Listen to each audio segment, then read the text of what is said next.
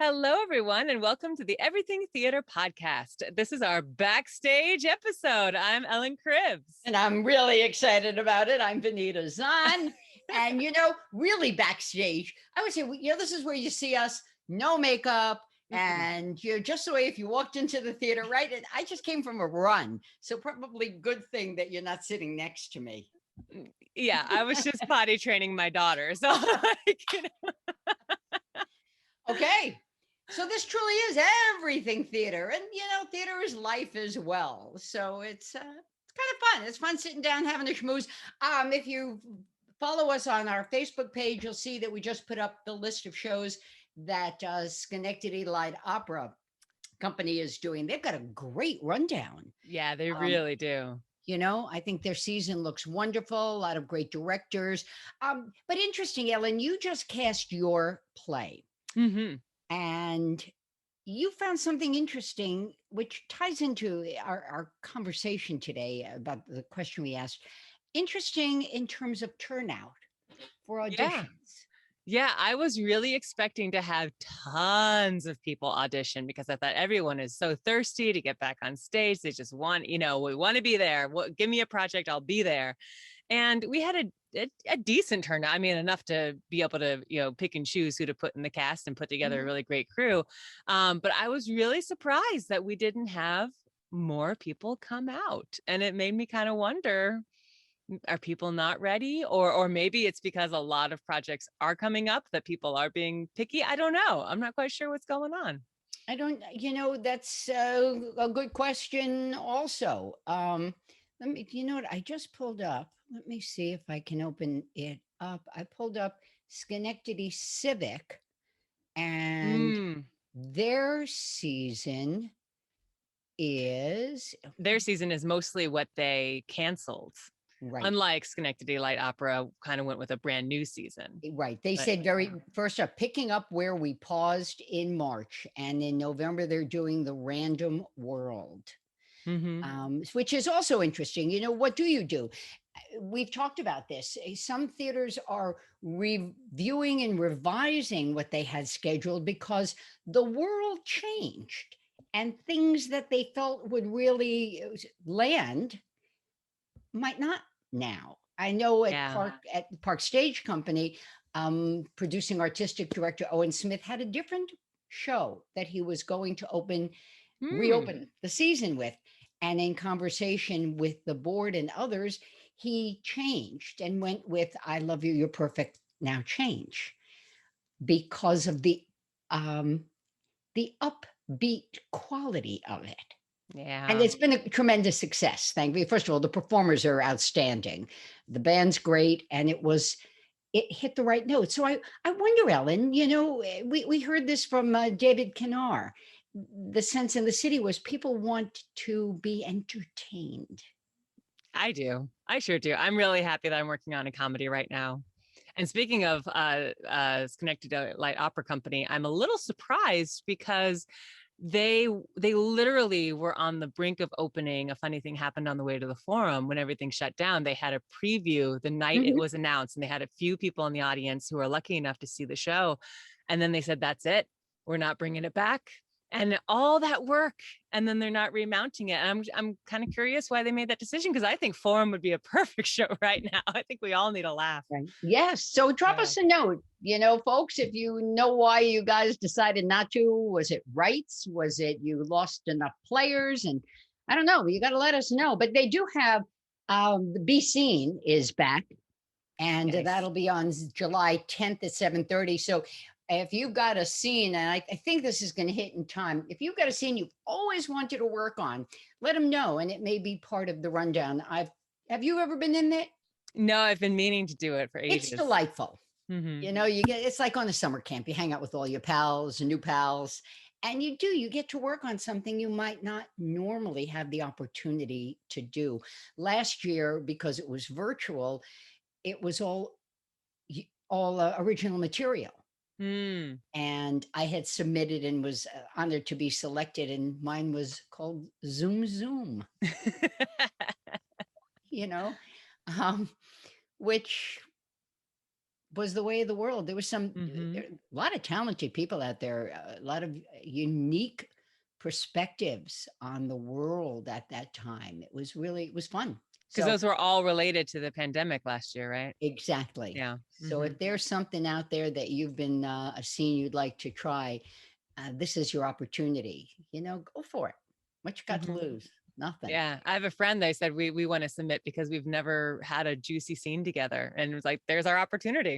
Just Right? pick what scene that we like that we can do. Go do it. Yeah. I've been thinking, I go, is there something I really want to do? And I've got a show coming up June 5th. We're doing A Girl with a Camera, which was written by Byron Nilsson. And I believe Troy Foundry produced it, a little over a year ago now. And I know there's been some rewrites, and we're doing that through the Two of Us Productions. Mm.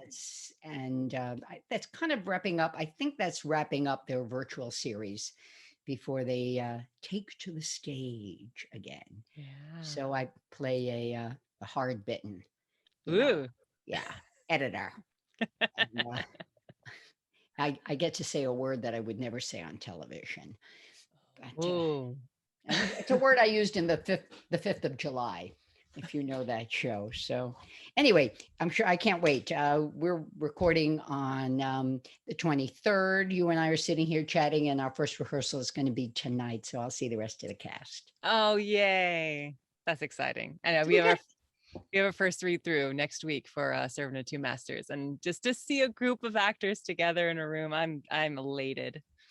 I can see it in your face. Where are you going to be? Did you find a spot? We did. We're going to be performing at the Shaker Heritage Site. So it's just a big open field. There's wild turkeys there. It's going to be great. That's wonderful. Yeah. Yeah. So great. So we're off and running. It's the season is starting, not the way we may have thought, but it is starting. Mm-hmm. And it's exciting. A lot of folks I know are now have purchased tickets to go to see something in New York. Yes. And let us know what you're seeing, how it looks, how it feels. And that really brings us to our question today. Mm-hmm. Yeah, we were wondering, is the audience ready to go back? So would you go to a show that's sold out and filled to 100% capacity? Are you catching a Broadway show in September? Would you feel awkward seeing actors in close contact and kissing on stage as we continue through this pandemic? We had a couple different kinds of answers. Yeah. Uh, Go you want to ahead. take it? I was saying, you want to take it away? Well, excuse me, John said that, see with the context, let's move that, the one that's moving on me. John said, I feel more comfortable seeing actors in close contact than audience members. I feel confident that theaters will have guidelines in place to protect casts and staff, but audiences are unpredictable. And before I continue with his answer, this is something Equity has really been working on. And, in Mm-hmm. some corners, they say they're being too slow. In other corners, maybe too fast, but which probably means they're going the right speed. But they're being very thoughtful about this. And he Mm-hmm. says, I have no plans to return to Broadway theater anytime soon. I've reached an age where I can barely stand sitting in a Broadway house for 2 hours, even without a pandemic. But sitting within 10 feet of a dozen other people, it's hard for me to focus on the play. Broadway, in particular, draws an audience of tourists, and I have no idea what guidelines they're following in their hometowns and states. I get it. Yeah, I get it too. You I'm know in the what? same boat. Right? And Yeah. I'll just, in our regular lives, I've been at work the whole time through the pandemic, that. And when they sent people home the first time, it was just us in the newsroom basically, and skeleton staff elsewhere. And then they brought them back for a while. And to a person, pretty much those of us who'd been there the whole time were a little uncomfortable Mm. because we didn't know what they had been doing. Just like John said, Mm-hmm. we didn't know how responsible, and I don't mean it in a pejorative way, but that they'd been or attentive to it. Yeah. When It you're goes in, right? it goes back to the fact that everybody has different comfort levels, and I personally don't feel comfortable yet eating indoors at a restaurant. I understand people that do, but if I am meeting up with someone or sitting next to someone in a theater who goes and eats out at restaurants every single day, that makes me a little uncomfortable. And how do you know in an audience? You don't. You And don't. the whole, are they really going to be checking your vaccine status? Seriously. I don't know. Yeah, I don't I, know. I tell you, it was weird going shopping yesterday and seeing the first couple people with no masks on. It was, it was a little, I don't know. It's a new, brave new world. are you masked? I'm continuing to wear the mask. Yeah, it's my personal comfort level, mainly because of my 19-month-old daughter. I have to keep her in mind. And if it weren't for her, I think I would be more inclined to shed the mask. But yeah. I know the research and I know the odds of contracting COVID once you're fully vaccinated are minuscule, and the odds of getting really sick even lower. But I'm still masking. Yeah. That's, I'm going, I'm doing. Yeah. But, let us know what Peggy says. So Peggy says, my dream is a Springsteen concert with my husband and my brother. That's my return to normal. I would love to see a Broadway show this fall. All indications are that the vaccines are effective, so as cautious as I was just weeks ago, I am more confident now. Actors on stage, as long as they're comfortable in their roles, would not bother me by close contact with each other. Yeah. Nathaniel says PBS.org reports that, quote, although nearly 41 million Americans are now fully vaccinated against COVID-19, one segment of the population remains steadfast in its opposition to getting the vaccine: Republicans. Recent polls, including our latest PBS NewsHour NPR Marist poll, show at least 41% of Republicans don't plan to get vaccinated. I don't feel awkward about ensembles in close contact with each other as long as I know they were kept in quarantine, tested, and vaccinated. I have a friend who just got a job at a local company as the COVID compliance officer. Yes, there is such a thing, and there's training for that. So I'm sure union houses are doing that as well. Yay, unions. I don't want to be in the theater even though I'm vaccinated. I don't trust everyone to act as citizens in a society. And I'm actually kind of super angry that we still have to live with this. Yeah, there's anger. Yeah. Yeah. And I would say, I know he made that, he posted that report. It's not just Republicans, we won't get political here, but there's a lot of people with all sorts of excuses for not getting vaccinated. And, some, in all honesty, are more legit than others. But yeah, there's a fair number of the population. You can see it in the numbers, it's slowing down how many more people are getting vaccinated every day. And yeah, we're not quite there yet to go back to full normal. No. Yeah. Although Jared has another take. Yes. Jared says, I'm so ready.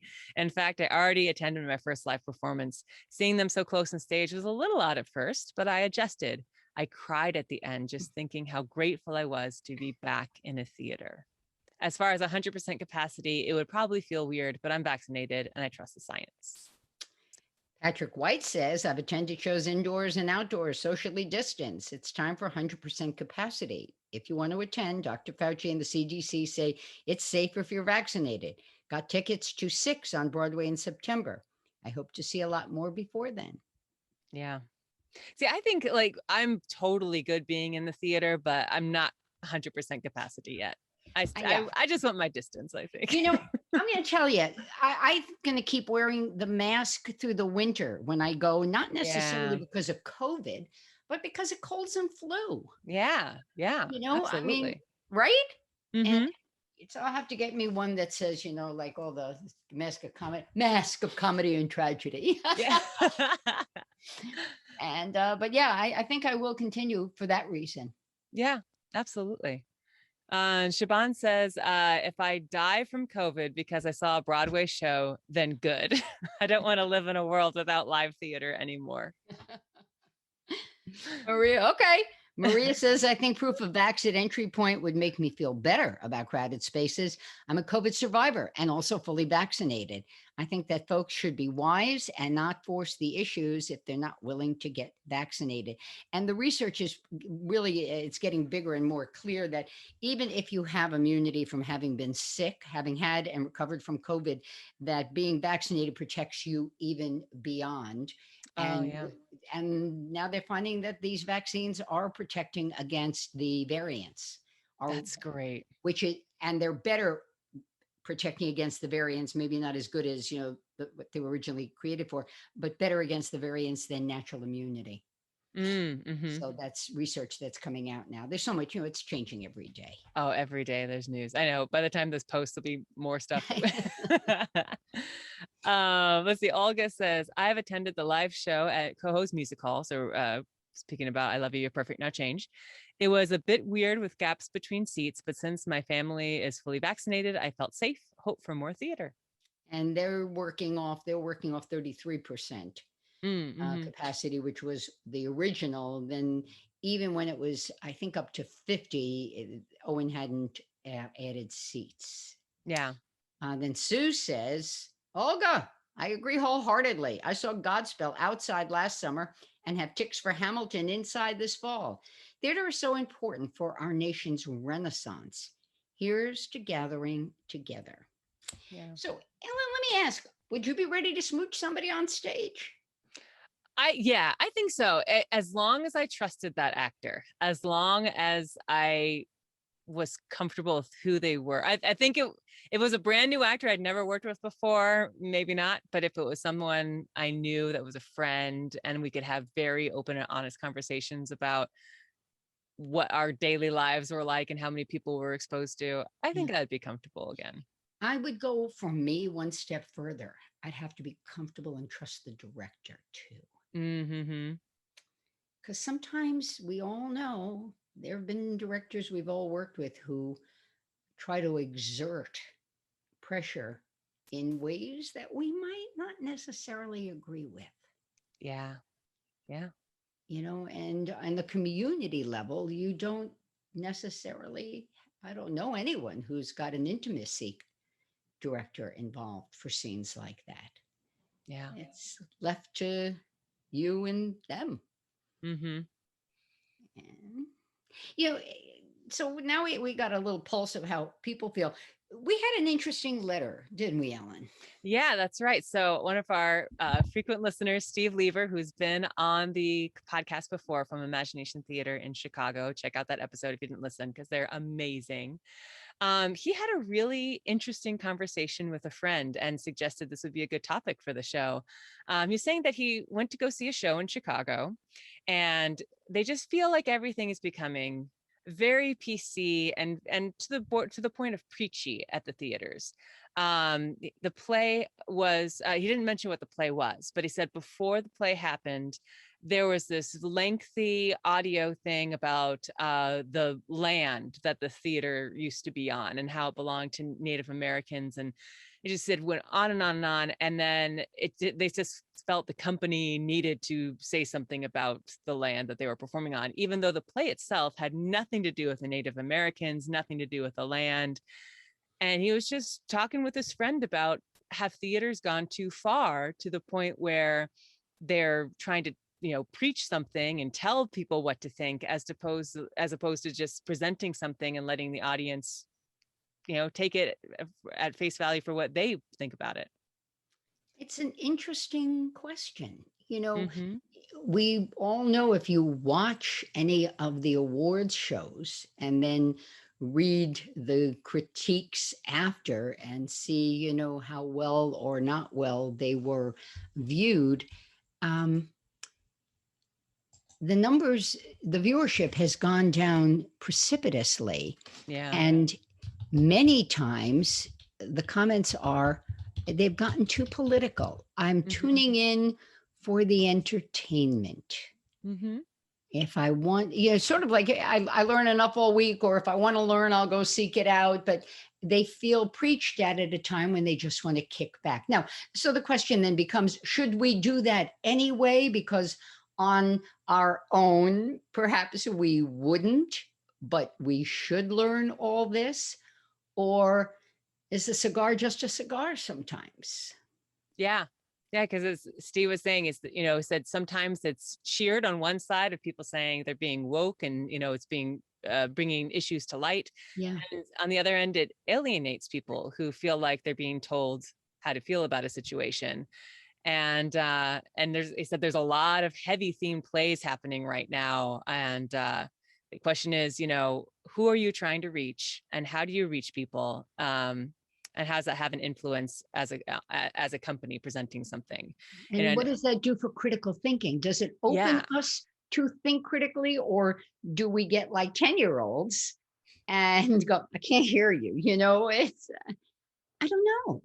yeah, yeah. And I think this is a really interesting question because Yeah. I think there's a lot of thoughts on both sides to be discussed. And, I'm not going to say there's a right or wrong. I mean, I have a personal opinion about it, which I'm sure we'll talk Hmm. about next time as we Yeah. read our responses. But Let yeah, us know. What do you think? Do you want to hear? Do you think you're being preached at or educated? And I think that becomes really the heart of the question. Is the yeah, theater an appropriate place to have this information shared? Because it's not a discussion; it's a one way right. for the most part. It's not that they're saying we're going to tell you all this about the theater, and this is where it is, and these are the people. And what do you think? Are you happy you're here? Do you think it's okay that we're here? They don't do. That's not what's happening. Mm-hmm. It's downstream only. Yeah. He said, you've paid here to sit and listen, and this is what we're going to tell you. Right. And if it was two-way, would that make a difference? Mm, yeah. I really wonder. I think about the work that they're doing over at the Troy Foundry Yeah. Theater. Um, and the themes have been very socially oriented. Mm, Mm, but nobody really has that conversation beforehand. They don't say, you're here and we're going to tell you this. right. You paid your 2 bits because you knew you were coming to see something along those lines. Mm-hmm. Yeah. And I think that for me, I mean, we'll talk about this next time a little bit more, but I think knowing what you're going into, if you're just going in to see a play and to escape because you've been through a year and a Hmm. half of pandemic and you just want Hmm. to have a moment of breath, it's been a very, not just the pandemic, it's been a very stressful year for social issues in general. I don't know as there's an easy answer Yeah. to this, but I think that as an audience, we should have a say. Mm-hmm. You know, um, maybe I just like having my say. I don't know. Yeah. I'm very, very curious to hear what people think. Yeah, Because yeah, it's a big, future of theater too. Where are theaters headed? What kind of shows are they looking to do? yeah. And I, while I agree with David Kenner, who we've referenced, that people want a little break. I don't know is that everybody does, or we should walk away from the thought provoking. Mm-hmm. Maybe at the outset, but I don't think a steady diet of any one type of theater is good. Listen, ice cream's good, but you don't want to eat it all the time. And if you do, you get sick of it. Absolutely. Yeah, you can definitely see too many musicals and you can definitely see too many plays that are just depressing and make you feel horrible about the state of the world. So true. I'm pulling up, Dorset, we're going to be talking with the executive producing director from Dorset coming up. And I'm just taking a look to see, and that's, all right, I went that's 2020, and I was just taking a quick look at Williamstown. And They all, let's see, their policies and guidelines for safety this summer. Travelers out of state are required to attest that they're in compliance with Massachusetts guidelines. Masks are required of all visitors and staff, regardless of their vaccination status, while on the property. We'll see how that, if that continues. Hand hygiene, social distancing. So it will be interesting to see, some of this. And that's the other thing. When you look at a theater's webpage, as you pointed out, Ellen, things are changing so quickly that what you see may not be what is in effect. Yeah. At this time. Mm-hmm. Yeah, it's constantly changing. Yeah. So they've got some interesting things at Williamstown. Outside on Main, they've got 9 solo plays by Black playwrights in July. Outside at the Clark, there's a world premiere, a musical, Row. They've got Alien Nation will be later in July. So some interesting work going on there. And I suspect if we make a phone call, we're going to get them on for you as well. Excellent.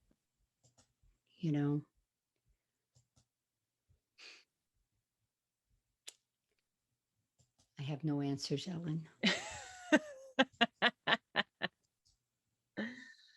Perfect. Well, yeah, on that case, I think we'll pose our question for next time, and keep an eye out for that interview with Dorset. And I'm really looking forward to that. We got some great folks. So check us out on a regular basis every week. New show. Excellent. Well, that's it for this week. We'll catch you next time. I'm Ellen Cribbs. And I'm Benita Zahn. This is Everything Theater. Thanks for spending time with us. Now go have some fun.